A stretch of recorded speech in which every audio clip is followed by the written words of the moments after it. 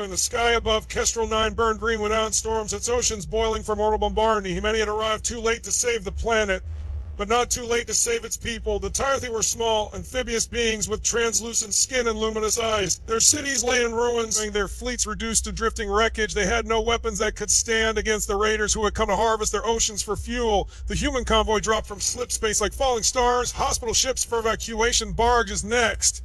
Then the warships, their hulls scarred and ancient even then. Captain Marinescu stood on the bridge of the UNS Perseverance watching Tyrathi refugees stream into human ships. We don't owe them this, her tactical officer murmured. The council voted to avoid contact. Mara's jaw tightened. Our hands, that's enough. The raiders returned. Humanity's fleet interposed itself between the Tyrathi and Elation. It was not a glorious victory. 3 human ships burned. Thousands died, but the raiders withdrew, confused by a species that bled itself dry for strangers. And before humanity left, engineers rebuilt Tyrathi water farms, doctors taught them medicine, teachers shared star maps and simple drives. The Tyrathi died with bioluminescent tears. We'll remember, their elders sent a voice like rippling water. Mar answered softly, then go live. Hey, that's all the thanks we need. History will remember the Tyrathi as a footnote. Humanity would forget them entirely. 2,000 years later, Earth burned. The Orth Dominion had come with suns in their wake, stellar engines that turned planets into furnaces. The Varkon hegemony followed, vast living ships blotting out constellations. Human defense mighty shattered like glass against tidal waves of enemy fleets. Admiral Sano Okoye watched the feeds from orbit as coastal majesties vanished into white fire. The Earth glowed with scars. And we're Albert 12-1. Her aide whispered, Mars has fallen. The Belclo's gone. Eklos closed her eyes. She remembered stories told in the academies of how humanity had once stood between predators and prey, of hands extended in the dark, open to channel all fleets. She said, this is Admiral Okoye. If this is where we fall standing. Across the void, human ships burn. Pilots ram carriers with empty drives. Engineer load reactors to punch holes in enemy formations. Infantry held shattered orbital stations with bleeding hands and empty rifles. Babe, on the ground, a child in Nairobi asked her Grietas, her mother hugs and her as the sky turned to fire. No love, Huey, far away. The stars are just very far to the remnants of humanity fled toward the last redoubt, Akron Reach. A ring of shattered moons, old shipyards, and a dying star. It was a graveyard pretend to be a fortress. Captain Alley's ran the battered carrier. Hurry hard's crew was gone. Half his crew out the half looked like ghosts, hollow-eyed and silent. They're hurting us, first officer said. The Orth pushed from Cold but Varkon cut off the dark land, stared at the tack mat, watching red icons close in. T want us to see the end. A traitor had sold us jump keys to the Dominion. The betrayal echoed across every channel as the traitor ship flooded into enemy formation. Rage rippled through the human lines. Let me strike team, Elias said. We can still cripple their command. No, suicide run, the Amar replied. Elias smiled without humor. So his way into hell. Fighters stitched light across void, black holes. But boarding pods slammed into living ships. Men and women fighting through his corridors while gravity failed. Elias planted charges on the command node and watched his squad die buying seconds. As he floated in the wreckage, bleeding in a vacuum, he whispered into the recorder on his rest, if anyone finds this, tell Earth we try to be brave. The recorder went dark. The Orth and Varkon fleets converge on Atchery, preparing the final burn. Humanity's last ships formed a broken crescent, weapons cycling with the stubbornness of the doomed. Admiral Okoye opened a general channel, voice steady despite the tremor in her hands. You are hand enough, and you are enough. Stand, then the void changed. At first, sensor scream errors, gravity bent into impossible curves. Space folded, enough the voluntary unknown drives with a slow, ceremonial folding, like fleet merge parting in a merge that no database recognizing. Their ships were grown, not built. Vast crystalline leviathans trailing luminous, their formation curved protectively around the human line. A voice spoke across every frequency, layered and gentle, like rain on water. Children, your promised soul. You kept your promised breath coming. Identify yourselves. We are the Tyrathi. Silence fell across the human fleet. The name felt like a dream you only remember when you wake up crying. We were small, the Tyrathi voice continued. We were hunted. You built for us when no law required it. We grew beneath the memory of your hands. In our schools, your species became a legend. The brave who did not look away. And the Tyrathi fleet ignited. Their weapons were not beams but tides. Gravitational harmonics that folded enemy formations inward. Orth dreadnoughts crumpled like paper. Living ships screamed as their neural lattices unraveled. Human ships surged forward, disbelief turning into fury and hope. Fighters wove through Tyrathi currents like minnows through a storm, striking exposed command cores. The void became a symphony of light and shadow. A Tyrathi vessel interposed itself before the Herbound's drifting wreckage, shielding the remains of Leia's Wren's crew pod. Her cover your craft broke free and brought survivors home. We remember your death, as said. They are carved in light. The empires did not break easily. The Orth unleashed their stellar engine. A newborn sun blown near Atron reach, its gravity tearing moons apart. The Taratha fleet surged to counter it, weaving harmonic fields to bind the star in a cradle of force. We can hold it, the Taratha elder said, pain threading their voice. But the field will be lapsed. We don't Okoi slant our fist against the armrest. We won't trade your lives for ours. You already did, the Taratha replied gently long ago. This is not payment. This is choice. Human crews volunteered without orders. Engineers routed power to the Taratha harmonics. Pilots flew to lethal share zones to stabilize collapsing nodes. Soldiers held breach points on Taratha hulls against boarding Orisha troops. Elias ran alive by impossible grace, stood in a borrowed suit on the Taratha hull, embracing a failing conduit with his energy flayed the void around. My help us again, lad. He gasped into the Taratha comnet. Because stories are seeds, the Taratha elder answered, yours taught us how to grow brave. The harmonic field stabilized at a cost, and a third of the Taratha fleet dimmed, their lights fading to quiet consolations of the dead. The traitor ship attempted to deflee the collapsing battlefield, broadcasting pleas for sanctuary to the Dominion. The Taratha currents tore the vessel's drives apart, leaving a drift. Okoi opened a channel. You sold our jump keys to live. The traitor sobbed. I didn't think they'd burn Earth. Elias, voice raw, cut in. We all wanted to live.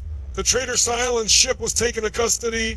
There would be if humanity survived a whole. The combined human Taratha assault shattered the Orth command ring. The Varkon Lido was broken, scattered into the dark. The newborn sun was bound, and blood of its fury, a dying ember trapped in a lattice of light. For the first time in years, the battlefield fell quiet. When relief rolled through human ships like a Tidix worked under soft Taratha glow, crews wept openly, hugging strangers, laughing at the absurdity of surviving. Okoi stood before the Taratha elder in a shared holo chamber. The aliens' light was dimmer, formed now, but their eyes still shone. We forgot you, Okoi said, shame heavy in her voice. You remembered us once, the elder replied. That was enough to change a civilization. But they projected their histories into the chamber murals of human figures stand between Taratha children and shadowed raiders. Sing songs about steel ships with burning hearts, oath sworn by Taratha cadets and never abandon the helpless. You became, our mother said, not a conquest. A mercy with teeth.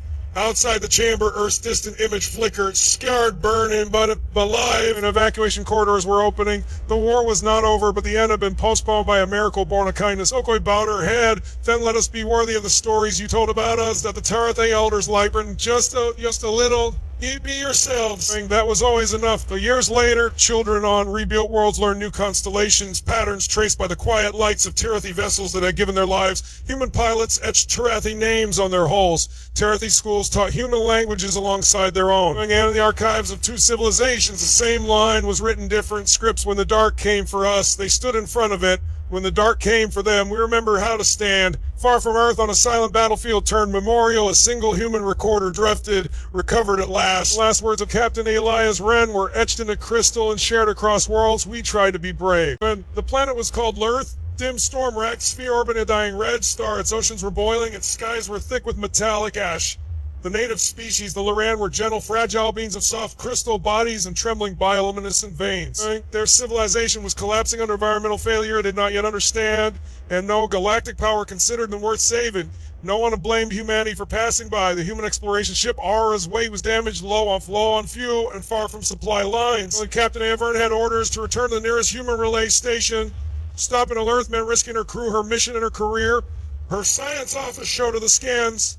Captain, and they'll be extinct within a year. But Elias stared at the flickering image of Laura's burning horizon. How long do we have if we stop? Maybe enough fuel to limp back. Not even that. The crew waited, and they gave the order anyway. We helped them.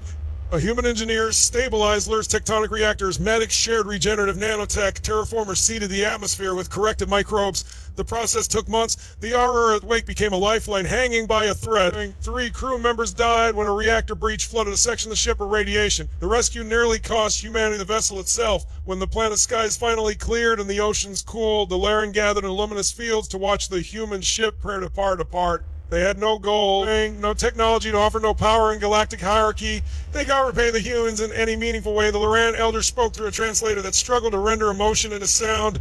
You gave us tomorrow, the elder said. We have nothing to give you back. Captain Elias smiled, exhausted. that's okay. We didn't come here to be paid. The aura's wake vanished in the dark. Humanity forgot Earth. History rolled forward. Empire's burrows burned. Humanity expanded to the start and then eventually was crushed beneath them 8 centuries later. Earth was dying. Alien war fleets choked the solar system. The planet's orbital defense were shattered. Cities burned beneath falling debris. Humanity's last defense line hovered in broken formation above Earth. Their hulls scorched. Ammunition nearly gone. Admiral Calum rewatched the tactical display fade into enemy weapons charging. His officer whispered, "Planetary extinction class. Humanity had no miracles left, no hidden fleets, no allies well and challenged empires that hunted them." The extinction beam began to form. A spear of white energy aimed at Earth's heart, then space bent, not tore. Bent. A vast formation emerged from a silent fold in reality. Ships grow, not built. Their hulls shimmered like living crystal.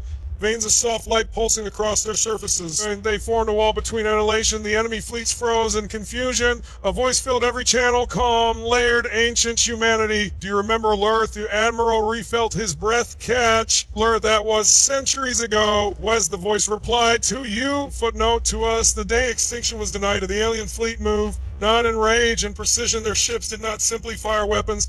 They disrupted enemy energy matrices, unraveled shield harmonics, collected entire warships into drifting debris, and where the alien empires had relied on overwhelming force, the Lura used knowledge, strategies refined over centuries of remembering who had saved them when they were weak. Human ships searched for behind the living shield wall, fighting renewed fury. The extinction beam struck the alien barrier and dispersed in a harmless light. With invading fleets broke formation. Within an hour, they were retreating from the solar system, leaving behind burning wreckage and stunned silence. Earth was still alive. May I reopen a channel to the luminous flagship? Why, come back? You owed us nothing. The reply came gently. That is why we came back. A pause. You helped when you were small, when you had no empire, no advantage. Our children learned that story. We named our fleets after your dead. We shaped our doctrine around your choices to save strangers with no promise of return. The alien fleet began to withdraw. You taught us what a legendary species truly is, the voice said.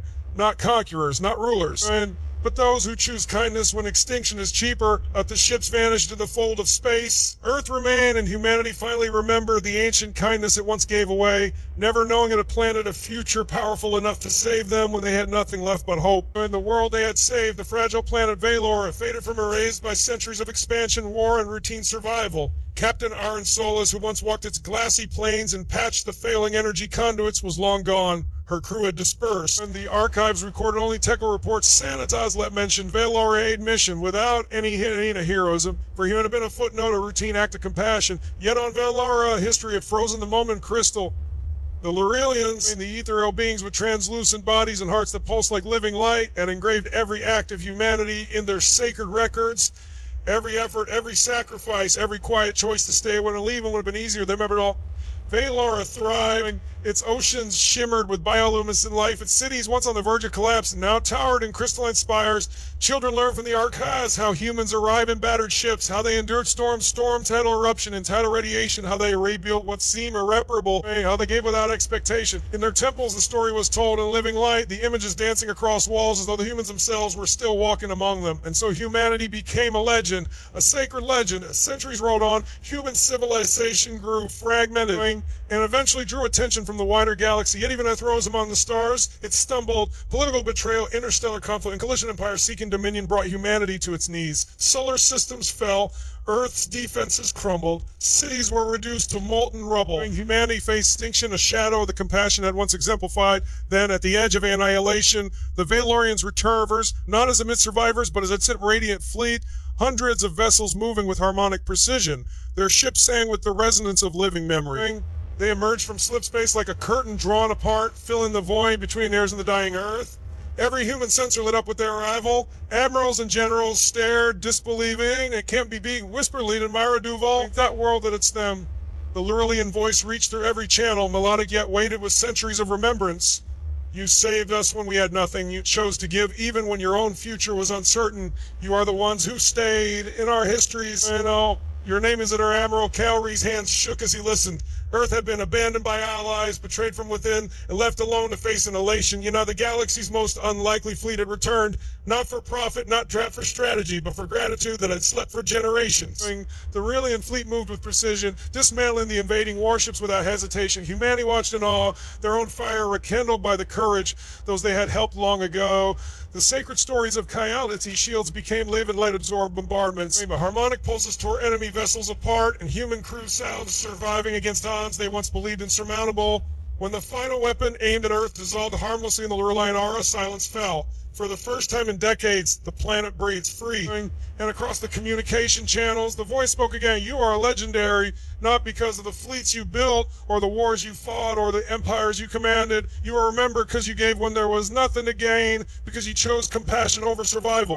That is how legends are born. Admirals, soldiers, civilians, for human being connected to the broadcast weapon, not for lost ships, not for fallen cities, but for the revelation that their fleeting choices, forgotten by their own kind, had resonated across time.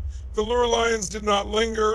They remained only long enough to ensure survival, then return to their sacred orbits, leaving humanity with to prove its own legacy. The archives of Elora, once invisible to her, had now become a living testament of what the smallest act of kindness could become over centuries.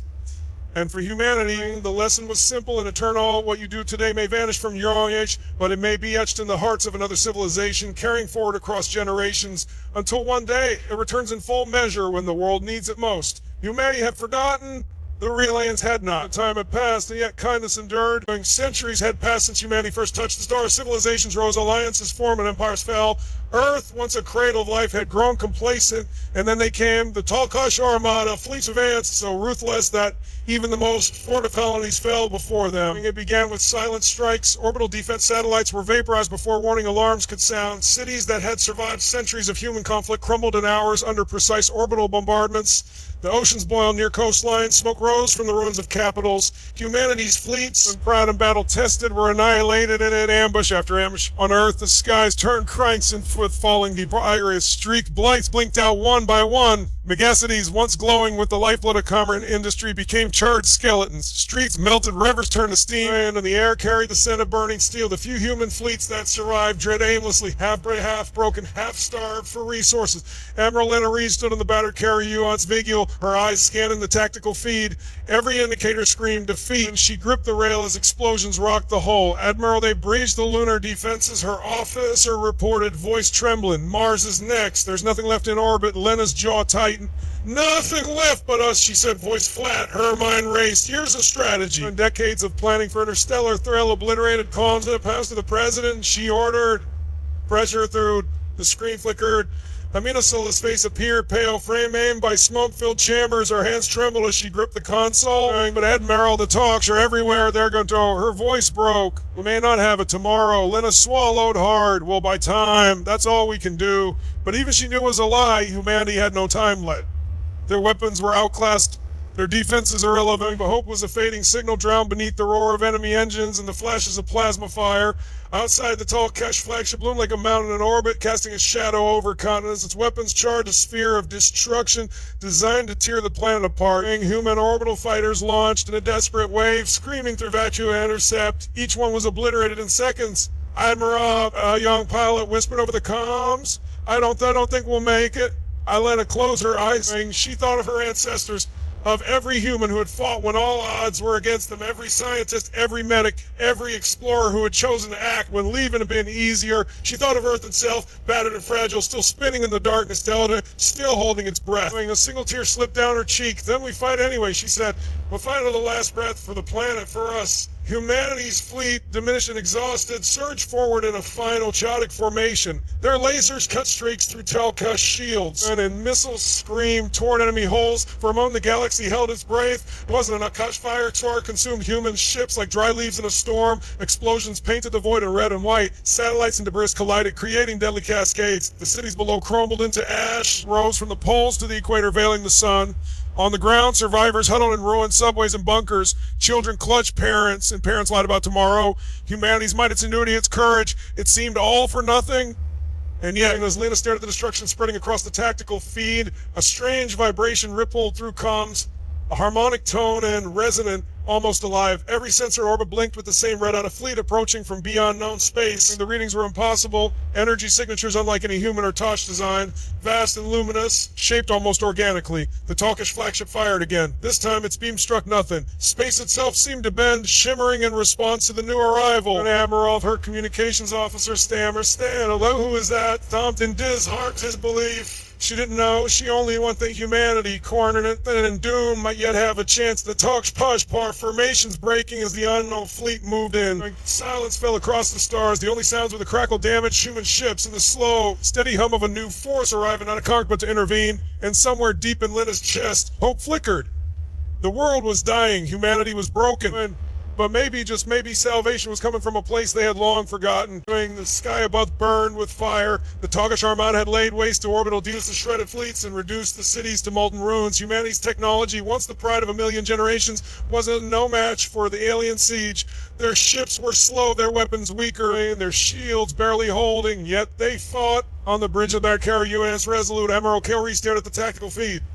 Red blips represent entire squadrons of humans being cut down in seconds. Smoke from ruined engines swirled across the viewport. The planet below was dying. Every sensor screamed defeat. Meryl, Lieutenant Mara Chen said, voice tight, the orbital railguns are offline.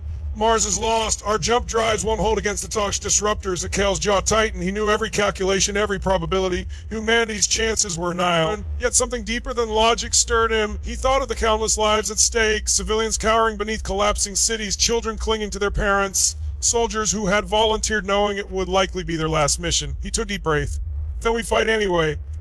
For Earth, for them, all of it, every last breath. In the hangar, pilots climbed into battered fighters. Some were barely functional, patched with scrap salvage from wreckage. Engineers whispered prayers as they strapped in. Outside, Emmy dreadnoughts turned their glowing eyes toward the planet. Yet the human pilots roared into the void undeterred. Lieutenant Rena Solis, youngest of the fleet, gripped her controls. "This is for our home," she whispered. Her squadron dove straight into a tallish vanguard, dodging beams that could vaporize a cruiser. Explosions tore through void, one by one. Her wingmates were hit. She felt herself trembling, but the fear was swallowed by resolve. Every second she survived meant another child on Earth might live a few moments longer. On the ground, civilians joined the fight in whatever way they could. The engineers, Zard with jury-rigged railguns fired from ruined rooftops. Scientists sacrificed themselves, detonating improvised pulse charges to destroy enemy landing crafts. Parents shielded children with their bodies. The Talkish fired indiscriminately. Every act was small, yet together they wove a tapestry of defiance. The orbital decimated, attempted maneuvers against impossible odds. Human frigates rammed larger enemy ships, sacrificing themselves to give others a chance to escape. Torpedoes fired from Asian cruisers found critical hits by sheer luck, toppling Talkish vessels in cascades of fire. The humans had no strategic advantage, no superior technology, only courage, cunning, and the refusal to yield. Cal watched as another swarming dove at alien fighters. His heart ached with every loss. "We're falling, yelling," he muttered. "We're not gone yet." The human fleet improvised relentlessly. Engineers routed power from weapons to shields, sacrificing offense for protection. Pilots executed daring slingshot maneuvers around debris fields. Soldiers on planetary defenses used every inch of terrain to ambush enemy troops. Humanity's ingenuity became its weapon when conventional strength had failed. Explosions illuminated the skies like brief, brilliant stars. Fires raced across continents. Smoke and ash blotted out the sun, and still humanity stood. Soldiers and civilians alike moved through the chaos, but holding the line with trembling hands and unbroken hearts. Even as Talkish weapons cut entire battalions, humans adapt and sacrificing themselves so others continue. A young fighter pilot detonated his craft along Talkish cruiser, scattering deeper that protected a city below. Engineers triggered an atmospheric feedback pulse, collapsing enemy orbital lines at the cost of their lives. Children and cheetahs surviving human ships streaked across the sky, moments of hope shining through ruin.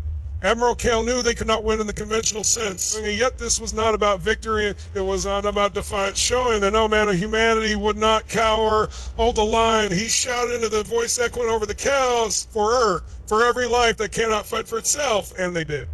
Every strike, every maneuver, every desperate ram of a human vessel into a colossal enemy cruiser became a testament to human bravery. The enemy marveled at their persistence, at the willingness to give everything without hope of survival.